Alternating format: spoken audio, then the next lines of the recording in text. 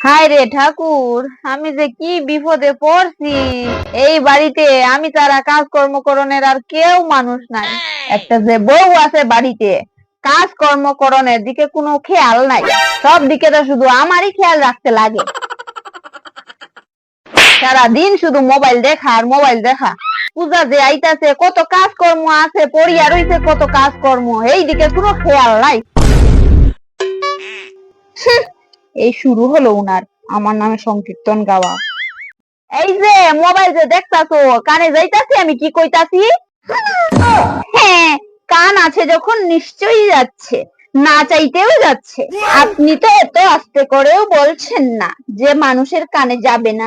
দেখুন গিয়ে, হয়তো পাড়ার সব লোকেই শুনে নিয়েছে। বলা তো নয়, ফটা মাইক।